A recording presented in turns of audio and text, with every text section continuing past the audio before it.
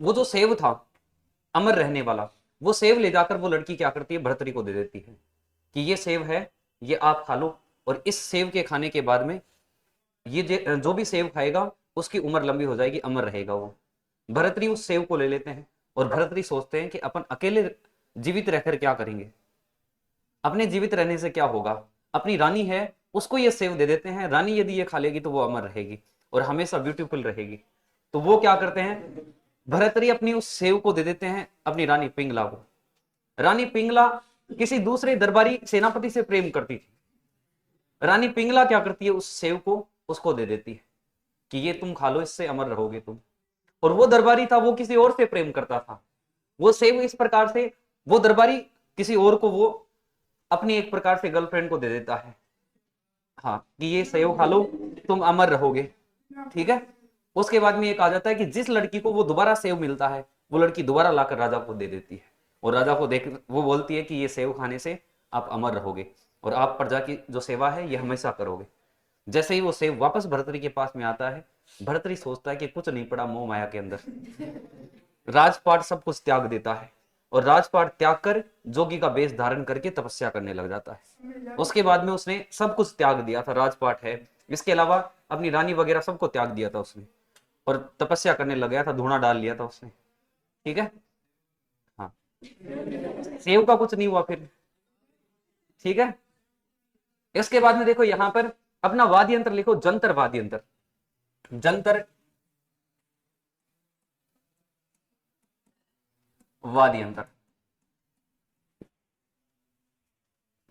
जंतर वाद्य यंत्र,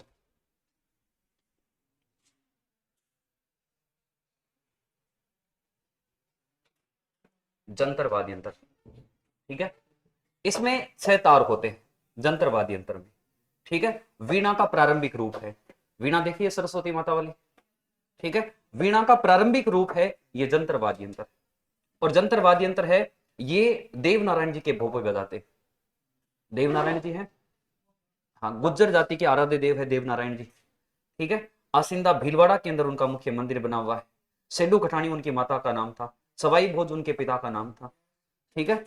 ये कहा जाता है कि उनके पिता की मृत्यु जल्दी हो जाती है, उसके बाद में उनकी माता उनका पालन पोषण करती है, और कालांतर में आसिंद भीलवाड़ा के अंदर वो अपना मुख्य पीठ स्थापित करते हैं, वहीं पर पूजा पाठ करते हैं, ठीक है। और आसिंद भीलवाड़ा में वहां पर देवनारायण जी की पूजा की जाती है। देवनारायण जी की मूर्ति की पूजा नहीं की जाती है, ईंट की पूजा की जाती है।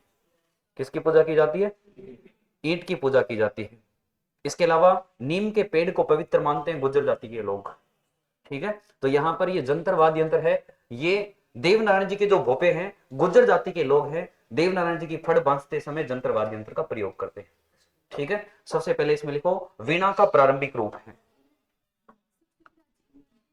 सबसे प्राचीन वाद्य यंत्र वीणा, उसमें जो सारंगी है ये सारंगी आएगा, रावण हत्ता नहीं, रावण हत्ता तो बाद में जाकर बनाया है, सबसे पहले वाद्य यंत्र समुद्रगुप्त ने ही बना दिया था।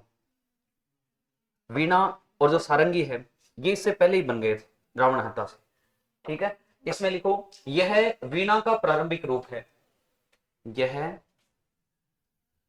वीणा का,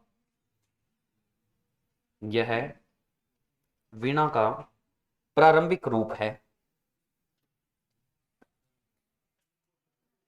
यह वीणा का प्रारंभिक रूप है, वीणा का प्रारंभिक रूप है, वीणा का प्रारंभिक रूप है। और इसमें लिखो यह वाद्य यंत्र देवनारायण जी के भोपे, यह वाद्य यंत्र देवनारायण जी के भोपे, देवनारायण जी के भोपे देवनारायण जी की फड़ बांधते समय बजाते हैं, देवनारायण जी की फड़ बांधते समय बजाते हैं, हाँ, फड़ बांधते समय बजाते हैं, ठीक है। फड़, जब फड़ अलग से टॉपिक पढ़ाऊंगा उस समय सुना दूंगा तुम्हें।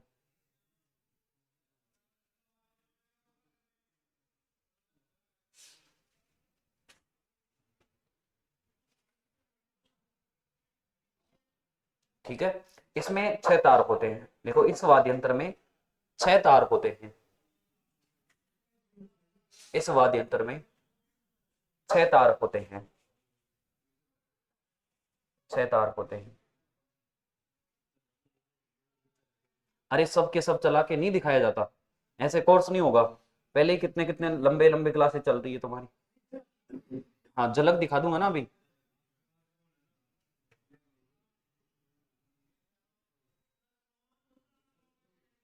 ये रावण हत्था तो कल दिखाई दिया था तुम्हें, बजाते हुए भी दिखा दिया था, सारंगी भी दिखा दिया था तुम्हें।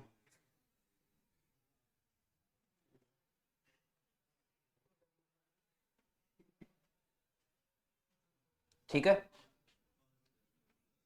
गले में एक प्रकार से गले में डालकर ये वाद्य यंत्र बजाया जाता है, लिख लो इसमें जंतर में। और ये वाला है जंतर वाद्य यंत्र, ये देखो 2 तंबूरे लगे होते हैं इस प्रकार से।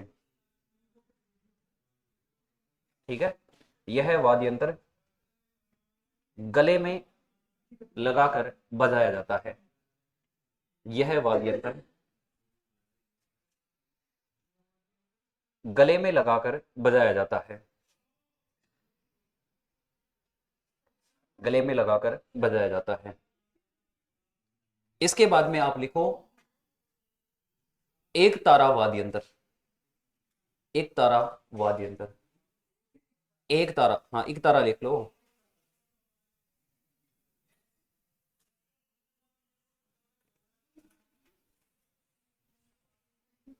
एक तारा वाद्य यंत्र,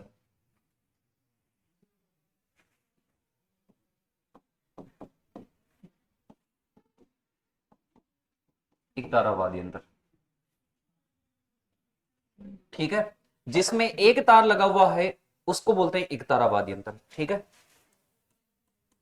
एक तार। और ये वाद्य यंत्र है प्राचीन समय में नारद मुनि, इसके अलावा मीराबाई ये वाद्य यंत्र बजाते थे। ठीक है, मीराबाई है वो कौन सा वाद्य यंत्र बजाती थी, एक तारा वाद्य यंत्र। अभी फोटो दिखा दूंगा इसकी। इसके अलावा नारद जी जब भी किसी के पास में जाते, नारायण नारायण इस प्रकार से बोलते थे, हाथ में एक खड़ताल रखते थे। ठीक है, इसके अलावा उनके उस खड़ताल के साथ साथ में उस नारद जी के पास में एक वाद्य यंत्र और होता था, छोटा सा वाद्य यंत्र, एक तार लगा हुआ, नारद जी वो भी साथ में रखते थे। ठीक है, तो प्राचीन समय में नारद मुनि और मीराबाई इस वाद्य यंत्र का प्रयोग करते थे, लिखो इसमें। हाँ, प्राचीन समय का पत्रकार होता था नारद मुनि। हाँ, लिखो यह वाद्य यंत्र प्राचीन समय में, यह वाद्य यंत्र प्राचीन समय में, प्राचीन समय में नारद मुनि, नारद मुनि व मीराबाई, नारद मुनि व मीराबाई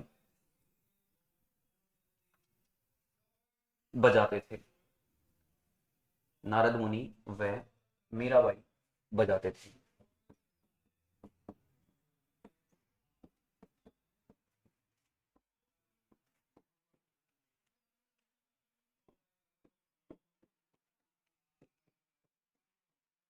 ये इस वाद्य यंत्र को बजाते थे। ठीक है, नारद मुनि तो जानते ही हो, और मीराबाई है, मीराबाई का जन्म हुआ था कुड़की गांव पाली में। मीराबाई का जन्म कहां पर हुआ था, कुड़की गांव पाली में। इसने अपना अधिकतम समय बिताया था मेड़ता में। इसके बाद में इसका ससुराल, इसका जो ससुराल था ये था चित्तौड़ के अंदर। ठीक है, महाराणा सांगा है, सांगा का बेटा था। ठीक है, उसके साथ में इसकी शादी हुई थी। मीराबाई के ससुर जी थे महाराणा सांगा। ठीक है, और इनके पति का नाम था भोजराज। पति का नाम क्या था, भोजराज। कृष्ण भगवान की एक प्रकार से सेवा के अंदर लगी रहती थी, कृष्ण भगवान के लिए हमेशा पूजा पाठ में ये लगी रहती थी। ठीक है, इस मीराबाई को राजस्थान की राधा कहा जाता है। राजस्थान की क्या कहते हैं इसको, राधा कहते हैं। ये कहा जाता है कि एक बार भोजराज को उसको उसके दोस्तों ने टोंट मार दिया। भोजराज को उसके दोस्तों ने कहा कि तुम्हारी ऐसी कौन सी रानी है जो तुम्हारे, ऐसी रानी है तुम्हारी कि वो तुम्हें तो प्रेम करती ही नहीं है, वो तो भगवान श्री कृष्ण की मूर्ति के सामने दिन भर बैठी रहती है, उसी की सेवा में लगी रहती है, पूजा पाठ में लगी रहती है। तो उस समय ये कहा जाता है कि भोजराज ने जवाब दिया कि मेरी जो रानी है कोई बात नहीं, मेरे से प्रेम नहीं करती है, लेकिन किसी अरे गेरे से तो नहीं करती है, भगवान से प्रेम करती है। ठीक है, भोजराज ने कहा था कि किसी अरे गेरे से वो प्रेम नहीं करती है, भगवान से प्रेम करती है, कम से कम मेरी तुलना भगवान से तो है। भोजराज ने ये जवाब दिया था उसको। और कालांतर में ये कहा जाता है कि गुजरात के अंदर रणछोड़ मंदिर बना हुआ है। कौन सा मंदिर है?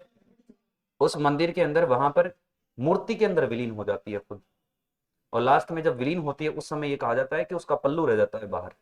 आज भी उस मूर्ति के अंदर मीराबाई का पल्लू है। हाँ, ठीक है। तो गुजरात के रणछोड़ मंदिर के अंदर वो विलीन हो जाती है। मीराबाई पढ़ाऊंगा ना संत संप्रदाय, उस समय दिखा दूंगा पूरी बातें। ठीक है, यहाँ पर एक तारा वाद्य यंत्र, एक तार लगा हुआ है। ठीक है, कौन कौन बजाते थे इसको? नारद मुनि और मीराबाई।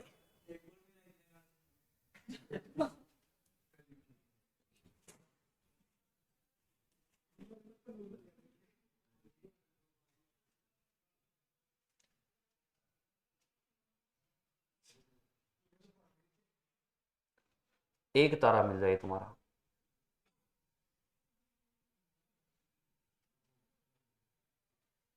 एक तारा की फोटो नहीं मिली।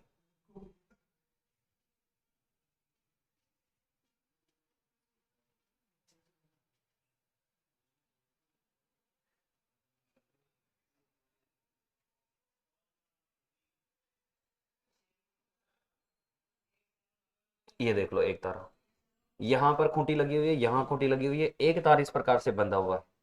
इस वाद्य यंत्र को बोलते हैं एक तारा वाद्य यंत्र। हाँ, पहाड़ी से लग रही है। ठीक है, नारद जी रखते थे ये। इसके बाद में अगला वाद्य यंत्र लिखो, बफंग। वाद्य यंत्र लिखो बफंग। हाँ, बफंग।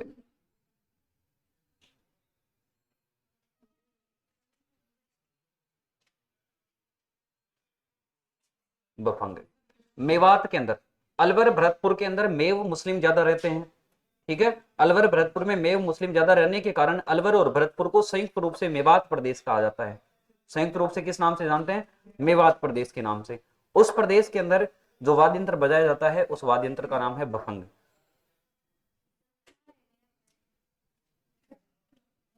ये देख लो। ठीक है, हाँ, लिख लो इसमें। हाँ, ठीक है, बफंग। डमरू की आकृति है इसकी, जैसा डमरू होता है उस डमरू के समान इसकी आकृति है, लेकिन उसमें भी तार लगे हुए हैं। अरे भगवान शिव, शिव का डमरू नहीं है, डमरू बजाने वाला, उसके समान आकृति है इसकी, लेकिन उसके अंदर तार लगे हुए हैं।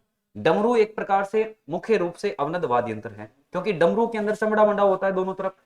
तो डमरू तो एक प्रकार से अवनद वाद्य यंत्र है, लेकिन डमरू की आकृति वाला है, उसमें तार लगे हुए हैं, वो वाद्य यंत्र है भफंग। लिख लो इसकी आकृति, डमरू की आकृति तुम्बे से बना होता है। तुम्बा लोक की वगैरह होती है। जोगी जाति के लोग बजाते हैं। ठीक है, इसमें आपको एक पॉइंट और लिखना है। बफंक का जादूगर बोलते हैं जहूर खां मेवाती को। ठीक है, वीणा वादक भी बताएंगे। ये जहूर खां मेवाती है, इसको बफंक का जादूगर कहते हैं।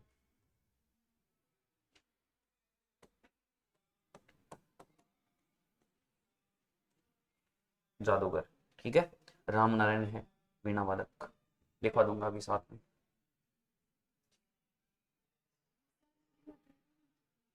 इसमें लिखो, जहूर खां मेवाती को बफंग का जादूगर कहा जाता है। जहूर खां मेवाती को बफंग का जादूगर कहा जाता है। इसको बजाने वाला अन्य कलाकार है उमर फारूक। अन्य कलाकार है उमर फारूक।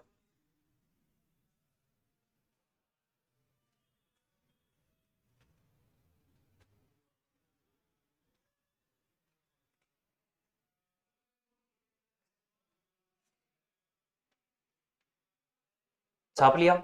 इसी प्रकार से स्मार्ट तरीके से छाप लो, शॉर्ट में छाप लो, थ्योरी लिखने की जरूरत नहीं है, थ्योरी नहीं पूछेगा एग्जामिनर, ऑब्जेक्टिव टाइप क्वेश्चन आएंगे। ठीक है,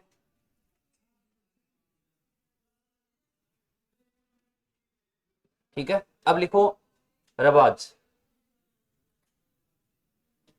रवाज, रवाज।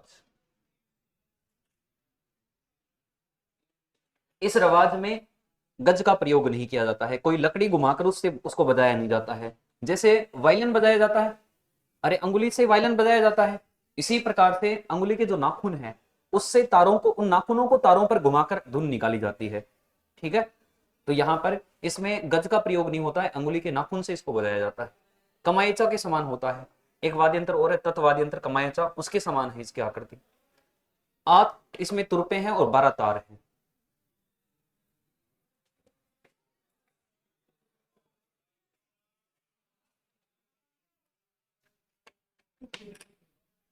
तुरुप इसको अभी दिखा दूंगा इसकी।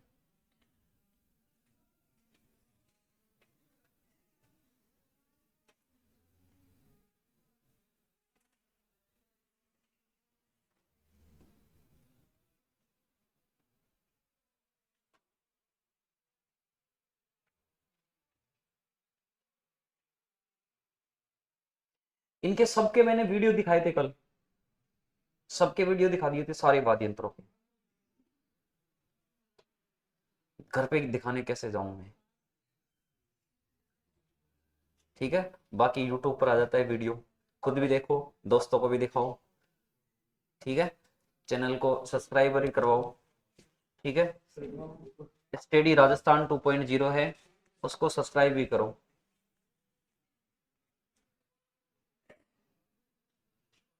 छाप लिया। इसके बाद में अगला वाद्य यंत्र लिखो, चिकारा। चिकारा,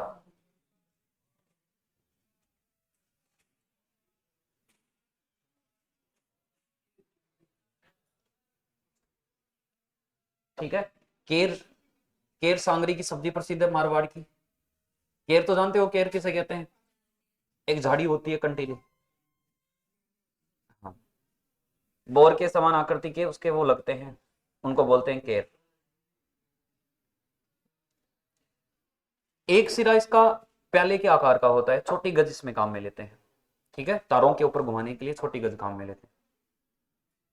ज्यादातर वाद्य यंत्रों में इनकी डीप से क्वेश्चन नहीं पूछेगा, आपको ये पूछेगा निम्न में से कौन सा तत्व वाद्य यंत्र है, निम्न में से कौन सा सुशील वाद्य यंत्र है, और निम्न में से कौन सा अवनद वाद्य यंत्र है, निम्न में से कौन सा अवनद वाद्य यंत्र नहीं है। इस प्रकार से ही क्वेश्चन आएंगे एग्जाम में। ठीक है, जो मेन मेन वाद्य यंत्र है, एक तो रावण हत्ता है, रावण हत्ता से बार बार क्वेश्चन पूछते रहते हैं एग्जाम के अंदर। ठीक है, सारंगी से क्वेश्चन पूछ लेते हैं। इसके अलावा जो इनके कलाकार हैं, जैसे यहाँ पर भखंग का जादूगर है, जहूर खा मेवाती, तो इस प्रकार से क्वेश्चन पूछ लेते हैं इनसे, और बाकी डीप से कोई क्वेश्चन नहीं पूछते हैं। कभी भी आपको नहीं पूछेगा कि ये किसका बना हुआ है।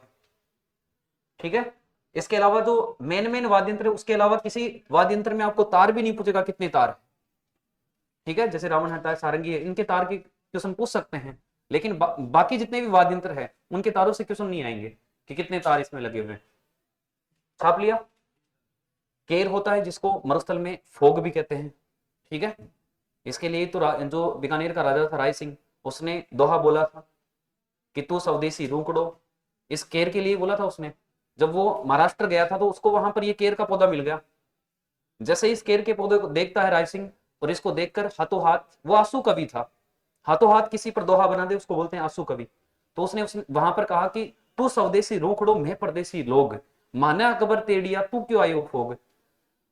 कि तू स्वदेशी रूखड़ा, ठेठ हमारे मारवाड़ का, देसी रूखड़ा, हम तो परदेसी लोग हैं, हमारे को तो अकबर ने यहाँ पर भेजा है, लेकिन तू क्यों आया फोग यहाँ पर।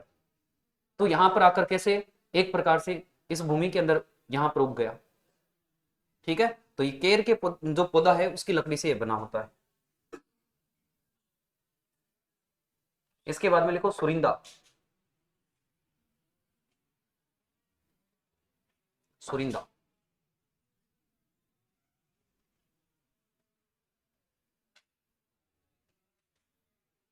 सुरिंदा,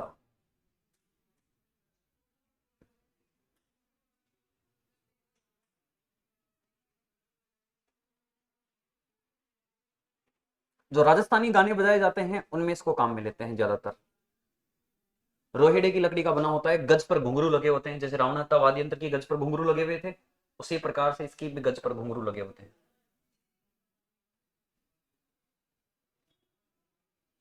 इसमें गाना नहीं बजाया जाता है, केवल और केवल धुन बजाई जाती है, वो भी राजस्थानी गानों की। इसके साथ में कोई गाना गीत वगैरह नहीं गाया जाता है, केवल धुन निकाली जाती है।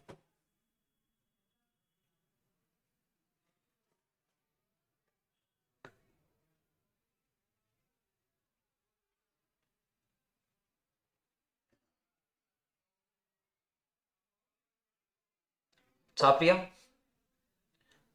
अभी इनके सबके एक बार दोबारा से वीडियो दिखा दूंगा लास्ट में, ठीक है। लिखो दुका को।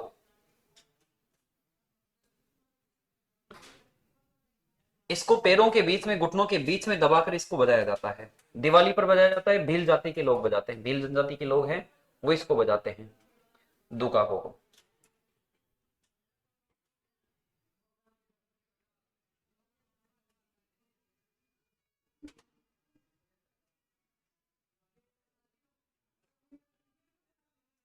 घुटनों के बीच दबाकर बजाया जाता है, दिवाली पर बजाया जाता है, और भील जनजाति के लोग बजाते हैं, ठीक है। मेवाड़ साइड में जो जनजाति रहती है उसको बोलते हैं भील जनजाति, ठीक है।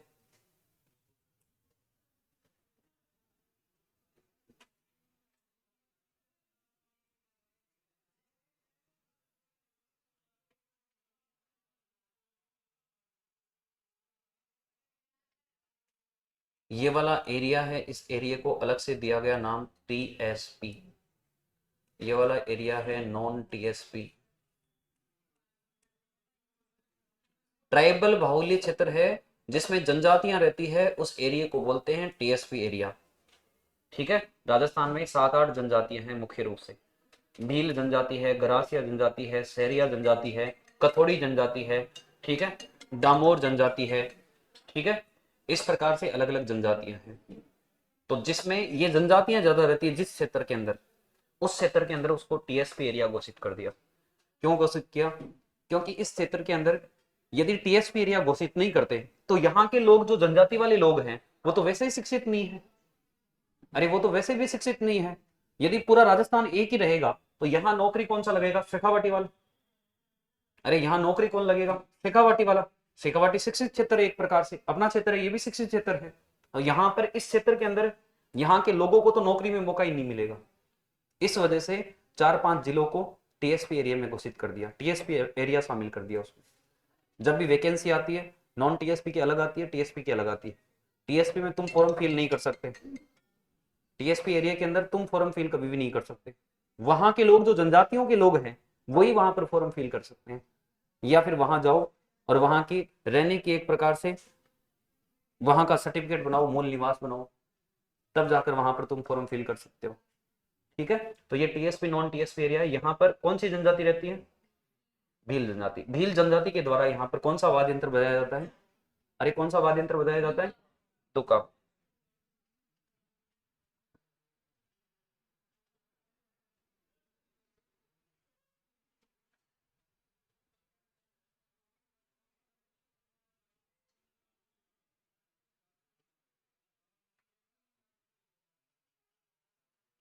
अगला वाद्य यंत्र लिखो तंदूरा। तंदूरा।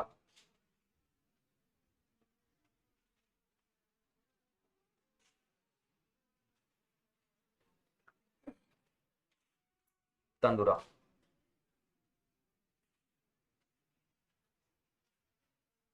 इसको निशान, इसको वेणु, इसको तंबूरा, इन नामों से भी जाना जाता है। चौतारा के नाम से भी इसको जाना जाता है। 4 तार होते हैं इसके अंदर। हाँ, निशान, वेणु।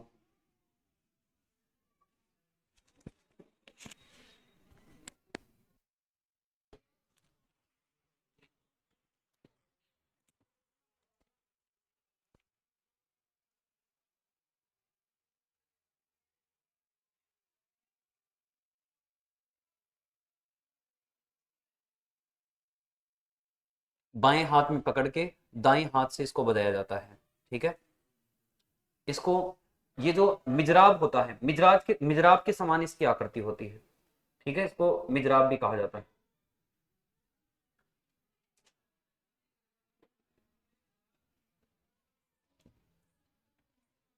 सितार गिटार के समान ही आता है, ठीक है। गिटार होती है उसके समान होता है।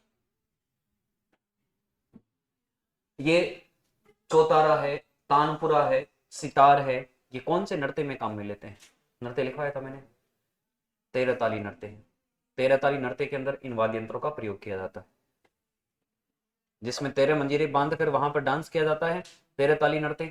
ठीक है, उसके अंदर ये वाद्य यंत्र भी काम में लेते हैं, इनको साथ साथ में बजाते रहते हैं। साफ लिया सबने? ये देख लो, ये होता है तंबूरा, यहाँ पर इसको बोलते हैं तंबूरा। चार तार इसमें लगे होते हैं। ठीक है, भजन वगैरह गाते हैं तो साथ में बजाते हैं इनको। अगला वाद्य यंत्र लिखो, कमायचा। इससे एग्जाम में क्वेश्चन पूछते हैं, रावण हत्या से पूछते हैं, इससे भी एग्जाम में क्वेश्चन पूछते हैं बार बार। सारंगी के समान होता है ये। और मैंने आपको गायन शैलियां लिखवाई, अरे गायन शैलियां लिखवाई थी, मंगनियार गायन शैली, लंगा गायन शैली, उस समय भी इसके बारे में लिखवाया। कमायचा का जो मुख्य कलाकार था उसके बारे में भी लिखवाया था, साकर खान। गायन शैलियों में लिखवा दिया था इसके बारे में।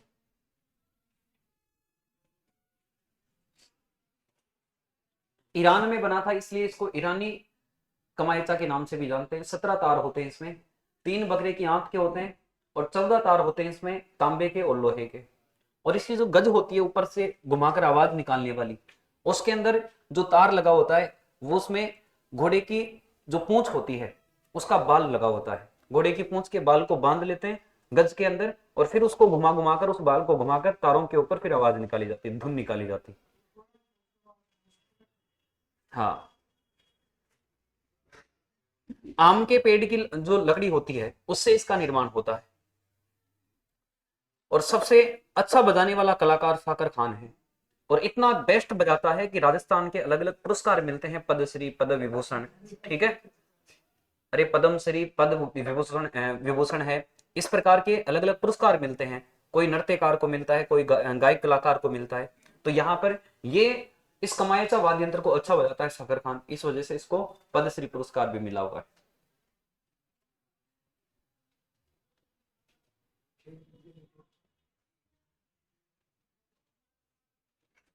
छापो, अभी तो 3 प्रकार के और बाकी,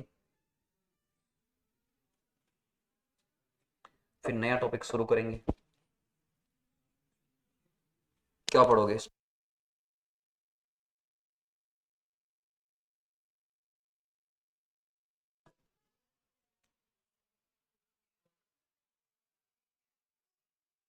देवी देवता पढ़ा देता हूँ, देवियां पढ़ाओ।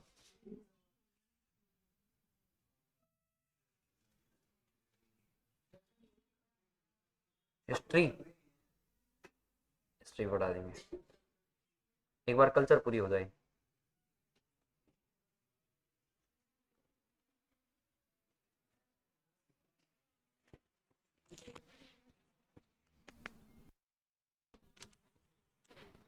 छाप लिया?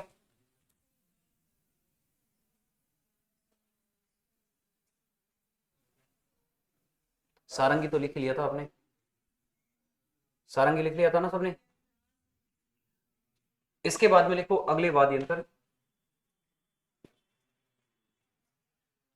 सुरिंदा नहीं लिखा? सुरिंदा, सुरिंदा लिख लिया?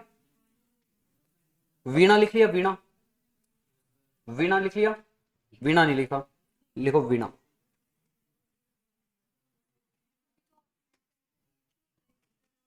नहीं, अलग अलग होते हैं, उसके समान होता है, मैंने बताया, कॉपी बताया उसका। लिखो वीणा। वीणा की तो फोटो सबने देख रखी है पहले से ही।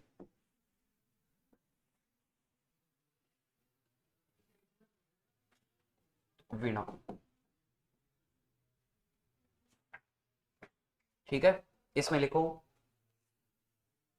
लिखो मां सरस्वती व औरंगजेब का प्रमुख वाद्य यंत्र है।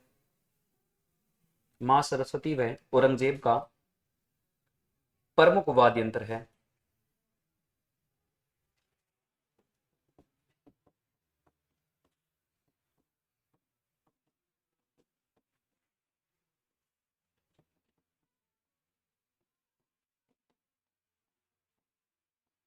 ये अभी पशु परिचर में भी क्वेश्चन आया था। ठीक है, मुख्य कलाकार इसका है विश्व मोहन भट्ट। इसके अलावा राम नारायण है, ठीक है, हरिंदर जोशी है, खूब सारे इसके और भी कलाकार हैं, लेकिन मुख्य कलाकार है इसका विश्व मोहन भट्ट। इसको पुरस्कार भी मिले हैं अलग अलग। इसको भारत रत्न दिया गया 2017 में, राजस्थान रत्न इसको दिया गया 2013 में, राजस्थान रत्न 2013, भारत रत्न 2017। इस विश्व मोहन भट्ट को अलग अलग पुरस्कार दिए गए, ठीक है। ग्रेमी अवार्ड भी इसको दिया गया 1994 में।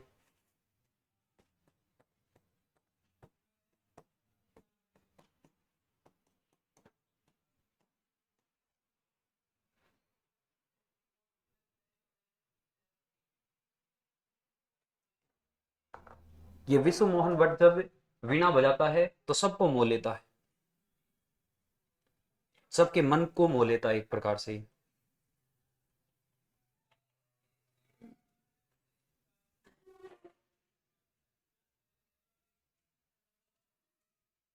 अगले वाद्य यंत्र लिखो, सुशिर वाद्य यंत्र, सुशिर वाद्य यंत्र।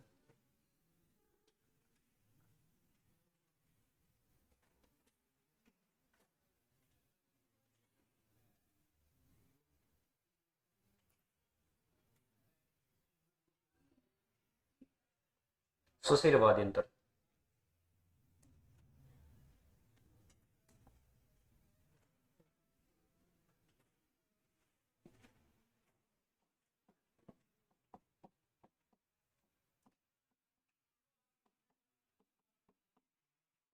सुशिर वाद्य यंत्र। इसकी ट्रिक लिख लो और ट्रिक के साथ में सारे वाद्य यंत्र याद कर लेना। लिखो, पाबू बाबा ने, पाबू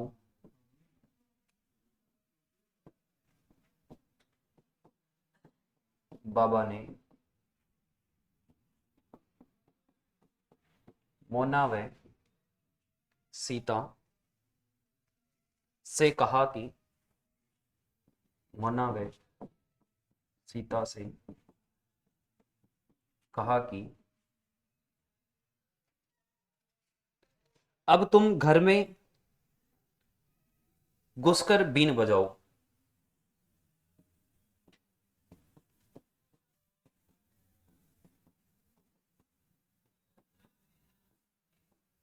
घर में घुसकर बीन बजाओ।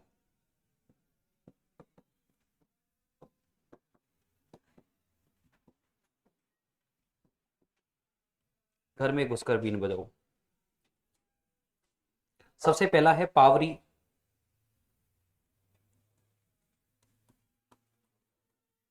फिर है भूंगल जिसको रणभेरी भी कहते हैं, ठीक है। बांकिया बांसुरी, बांकिया बांसुरी, नड़, बांकिया बांसुरी नड़। मोरचंग नागफणी,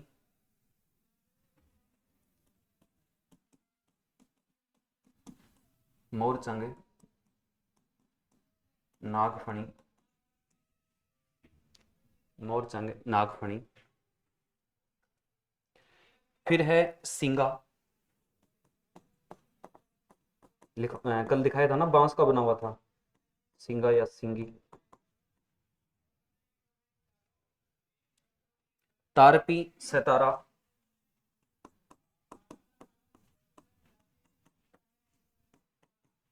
सतारा।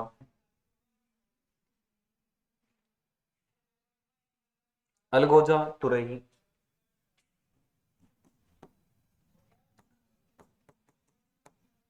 अलगोजा तुरही। मसक घुरलिया, मसक घुरलिया। मसक कल बताया था ना मैंने आपको कि कांख में दबाकर इस प्रकार से बजाया जाता है। पहले चलता था बाजा, जिसको बोलते थे मस्की बाजा।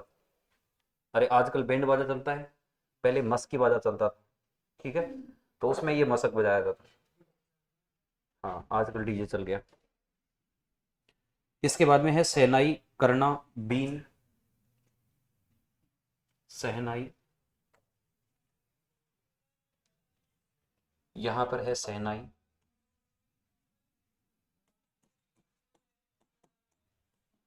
करना,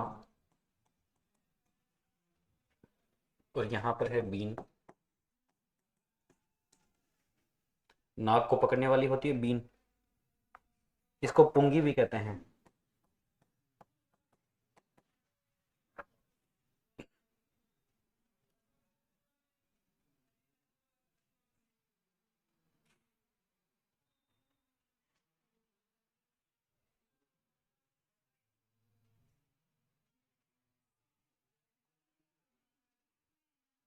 धन में नहीं आएगा, इसी में आएगा, ये घुरलिया, वो घुरालिया अलग होता है।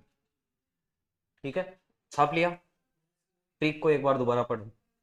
पाबू बाबा ने, पाबू बाबा ने मोना व सीता से कहा कि अब तुम घर में घुसकर बीन बजाओ। ठीक है, अब ये ट्रिक याद रह जाए तो ठीक है, याद नहीं रहे तो ये पूरे वाद्य यंत्र याद रख लेना, क्योंकि एग्जामिनर एग्जाम में क्वेश्चन पूछेगा निम्न में से कौन सा वाद्य यंत्र सुशील वाद्य यंत्र है। चार ऑप्शन रहेंगे, चार ऑप्शनों में से तीन ऑप्शन आपको दे देगा। फिर नीचे आजकल नया ट्रेंड है, नीचे आपको ऑप्शन देगा A B C, B C D, इस प्रकार के ऑप्शन आते हैं आजकल। पहले वाला जमाना गया है, क्वेश्चन पूछने का तरीका पहले वाला बंद हो गया आजकल, सीधा सीधा क्वेश्चन नहीं पूछते हैं।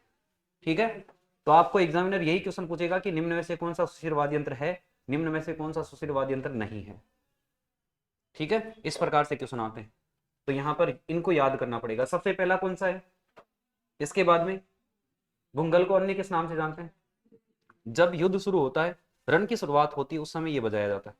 इसके बाद में कौन सा है, बांकिया के बाद में, बांसुरी के बाद में, इसके बाद में, और इसके बाद में नागफणी के बाद में यहां पर क्या है, इसके बाद में, इसके बाद में, इसको तो स्टार लगा लेना। इसके नाम में तार लगा हुआ है, लेकिन ये तत्वाद्यंतर नहीं है। एग्जामिनर इसको बार बार क्वेश्चन देता है, इसको घुमा घुमा कर क्वेश्चन देता है, सबके सब टिका कर आते हैं सतारा, तत्वाद्यंतर टिका दो। नाम इसका सतारा है, तार इसके नाम के अंदर है, लेकिन ये कौन सा वाद्य यंत्र है, सुशील वाद्य यंत्र है। अलगोजा, इसके बाद में कौन सा है, तुरही, मसक, गुरलिया, सहनाई, करना। ठीक है, और इसके बाद में कौन सा है, बीन, जिसको पुंगी के नाम से भी जानते हैं। छाप लिया सबने। इसके बाद में सबसे पहला वाद्य यंत्र लिखो, अलगोजा, अलगोजा, अलगोजा।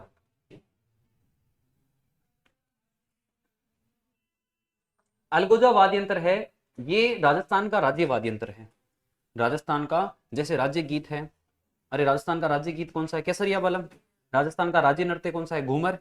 ठीक है, इसी प्रकार से राजस्थान का राज्य वाद्य यंत्र है अलगोजा। राज्य वाद्य यंत्र कौन सा है, अलगोजा। ठीक है,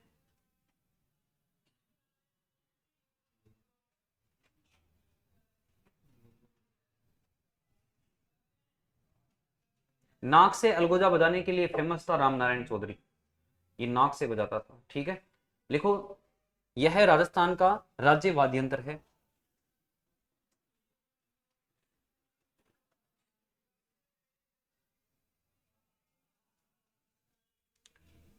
जो पुंपाड़ी होती है, ठीक है, जो बांसुरी के टाइप में, उसको मुंह में लेकर बजाते हैं, दो एक साथ ले लेते हैं और बजाते रहते हैं।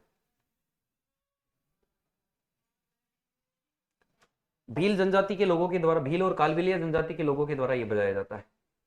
जो चरवाए जातियां हैं, जो अपने पशुओं को एक जगह से दूसरी जगह पर लेकर जाते हैं चराने के लिए, मुख्य रूप से ये बजाते हैं। यह राजस्थान का राज्य वाद्य यंत्र है, लिख लिया। इसके बाद में लिखो, दो अलगोजे मुंह से बजाया जाता है।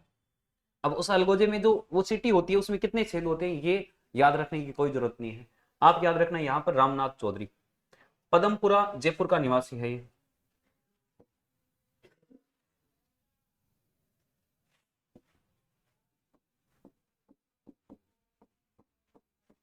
पदमपुरा जयपुर। नाक से अलगोजा बजाने में फेमस है, मुंह की जरूरत ही नहीं है भाई जी को, नाक से ही बजा देता है। हाँ,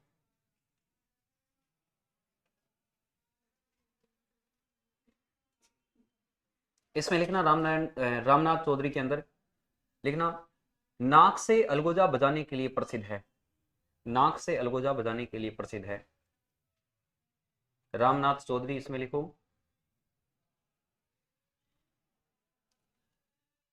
नाक से अलगोजा बजाने के लिए प्रसिद्ध है।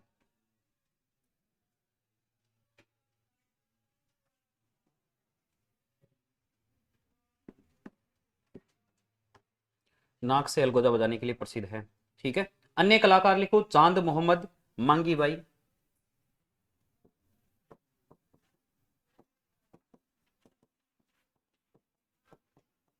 चांद मोहम्मद,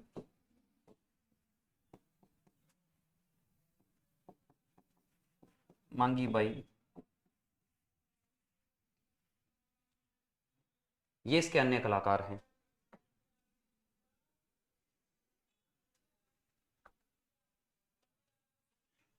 ठीक है, जो चरवाई जातियां हैं,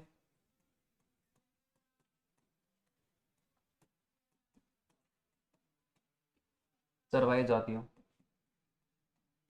द्वारा बजाया जाता है।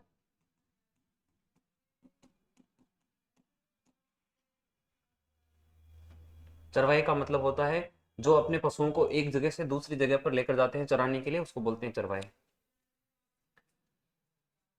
जैसे पश्चिमी राजस्थान के लोग, वहां पर घास खत्म हो जाती है उनके पशुओं के लिए, जब वहां पर घास खत्म होती है तो वो इस तरफ मुंह करते हैं, पूर्वी राजस्थान की तरफ।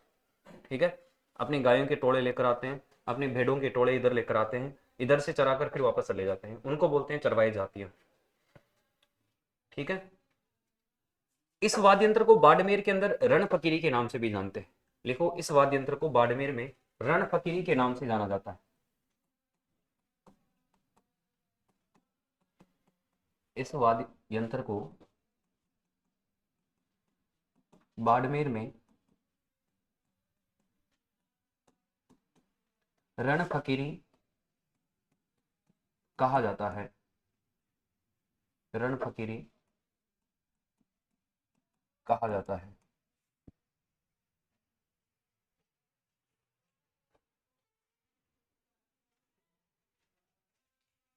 रण फकीरी के नाम से जानते हैं बाड़मेर में।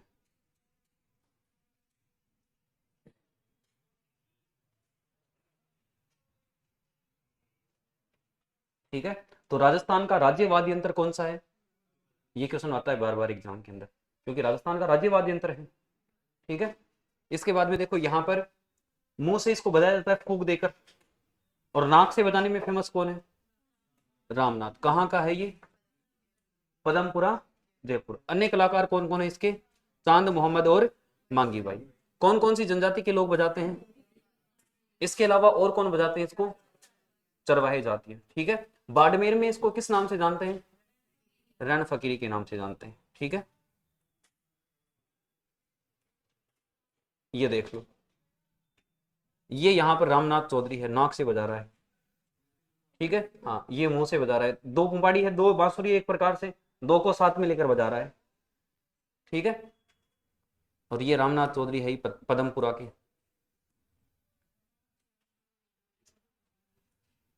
बांसुरी लिख लो।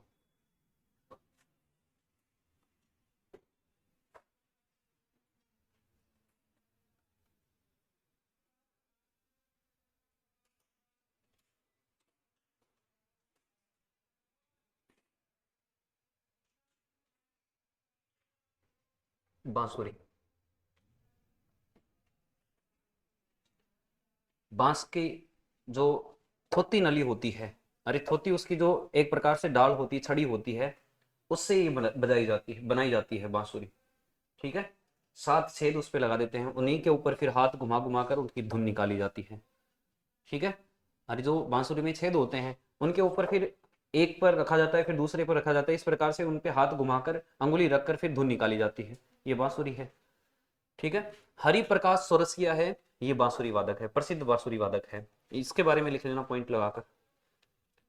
हरि प्रसाद चौरसिया प्रसिद्ध बांसुरी वादक है। स्टार लगा लेना, इंपॉर्टेंट लगा लेना, ये क्वेश्चन पूछते हैं। और बांसुरी मुख्य रूप से भगवान श्री कृष्ण के भजन वगैरह करते हैं उस समय बजाते हैं। बांसुरी किसकी थी वैसे मुख्य रूप से? श्री कृष्ण की थी बांसुरी। अरे गोपियों को कैसे मोता था श्री कृष्ण? बांसुरी बजाकर ही तो मोता था, अपनी ओर अट्रैक्ट करता था श्री कृष्ण गोपियों को।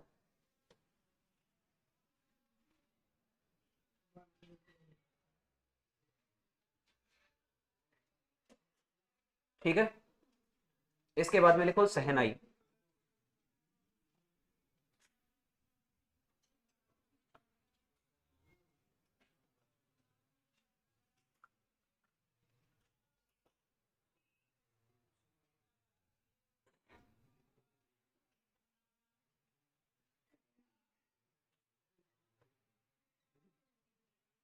इसके उपनाम भी लिख लेना, मुरली, बंसी। बांसुरी के उपनाम भी लिख लेना, मुरली, बंसी, वेणु।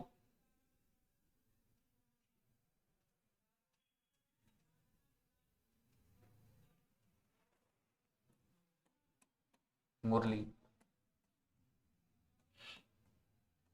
बंसी, वेणु। मुरली, बंसी, वेणु।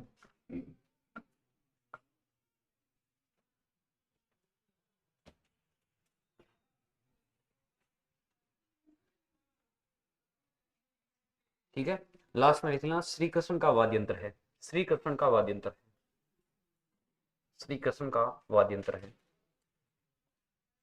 जैसे वीणा सरस्वती का वाद्य यंत्र है, अरे माँ सरस्वती का वाद्य यंत्र है वीणा, इसी प्रकार से भगवान श्री कृष्ण का वाद्य यंत्र कौन सा है? बांसुरी। हाँ, कईयों में 5 भी बना देते हैं, फिक्स नहीं है इनमें। ठीक है, सहनाई। सहनाई, जिसकी शादी हो गई उसको तो पता होगा सहनाई कैसी होती है। अरे जिसकी शादी हो गई उसको तो पता होगा सहनाई कैसी होती है। घर से बाहर 5 दिन तक ढोल नगाड़े वाले को सहनाई वाले को बिठाया होगा। 5 दिन तक तो बिठाते हैं कम से कम। बंद कर दिया आजकल, विलुप्त हो गया कल्चर।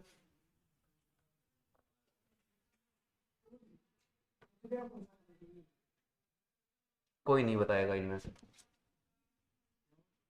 नहीं बताएंगे। सिलम का आकार होता है, शीशम की बनी होती है। ठीक है, बिस्मिल्लाह खान इसका प्रमुख कलाकार है। शहनाई बजाने में बिस्मिल्लाह खान को कोई टक्कर नहीं दे सकता, प्रसिद्ध कलाकार है शहनाई का बिस्मिल्लाह खान।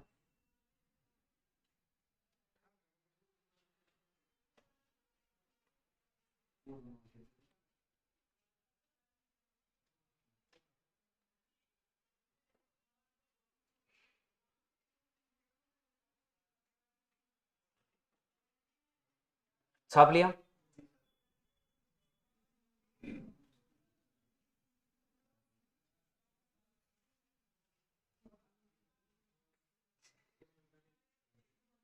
ये देख लो शहनाई।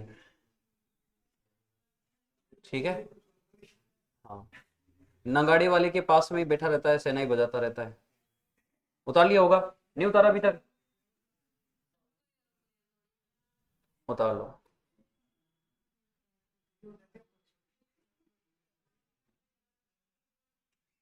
ठीक है, बाकी 2-4 सुशिर वाद्य यंत्र और हैं, उसके बाद में अवनद है, घन वाद्य यंत्र है। इनके बारे में कल की क्लास में कंप्लीट चर्चा कर लेंगे अपन। ठीक है।